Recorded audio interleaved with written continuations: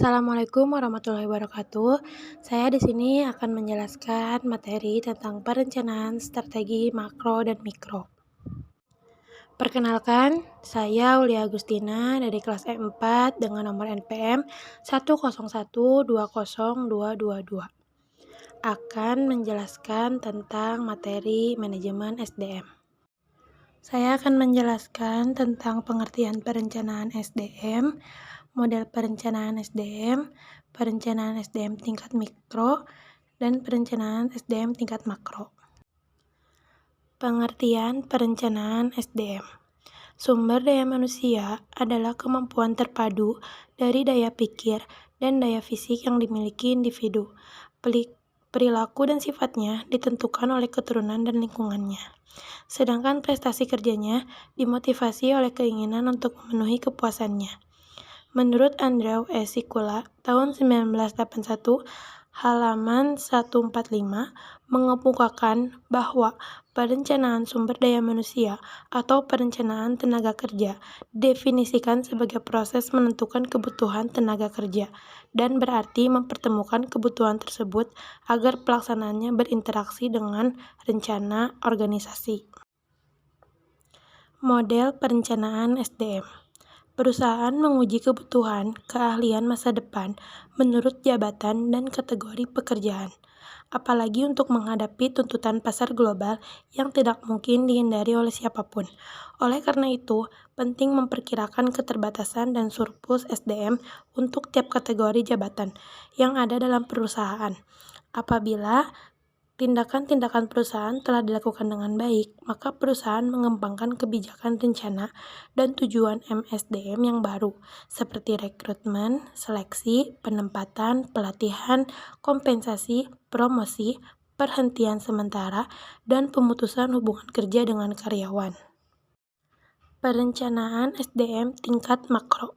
Makro adalah perencanaan tenaga kerja secara nasional dan perencanaan kesempatan kerja yang dikerjakan oleh pemerintah. Pasar kerja, baik pada tingkat makro maupun tingkat perusahaan, terdiri dari dua arus atau loop system. Arus pertama dari penyediaan untuk memenuhi permintaan. Arus kedua dari kegiatan industri atau permintaan untuk mengoptimalkan pendayagunaan tenaga yang ada. Pada tingkat makro, kedua arus tersebut disusun dalam perencanaan tenaga kerja nasional dan perencanaan kesempatan kerja. Data masa lampaunya adalah sebagai berikut. 1. Data ketenagakerjaan, data penduduk dan ketenagakerjaan. 2. Perkiraan kesempatan kerja, daya serap dunia, usaha akan tenaga kerja untuk masa yang akan datang sangat tergantung dengan rencana investasi dan perkembangan dunia usaha. Dengan kata lain, dibutuhkan berbagai informasi atau asumsi kecenderungan masa depan. Secara sederhana diasumsikan berdasarkan asumsi pertumbuhan ekonomi dan elastisitas penciptaan kesempatan kerja atau elastisitas penyerapan SDM. Ketiga, perkiraan penyediaan kerja, perkiraan penyediaan tenaga kerja. Perencanaan SDM tingkat mikro. Mikro adalah manajemen sumber daya manusia atau manusia kepegawaian yang masing-masing organisasi melakukan sesuai dengan kebutuhan-kebutuhannya masing-masing. Perbedaan utama antara perencanaan SDM makro dan tingkat mikro terletak pada cara pemenuhan tenaga yang dibutuhkan. Prinsip pemenuhan tenaga kerja adalah bagaimana memperoleh pegawai yang paling tepat untuk setiap jabatan atau pekerjaan yang sesuai. Dapat dilakukan dengan dua cara, yaitu pemenuhan dari luar dan pemenuhan dari dalam organisasi perusahaan.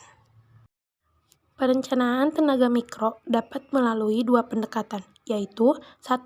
Pendekatan struktural fungsional atau analisis organisasi. Digunakan untuk menyusun struktur organisasi berdasarkan misi dan fungsi yang harus dijalankan. Misal, dalam administrasi pemerintahan, tiap departemen mempunyai misi atau tugas pokok yang kemudian diperinci menjadi beberapa fungsi. 2. Pendekatan analisis jabatan. Analisis jabatan mencakup analisis uraian tugas dan kegiatan jabatan, beban kerja, dan syarat jabatan.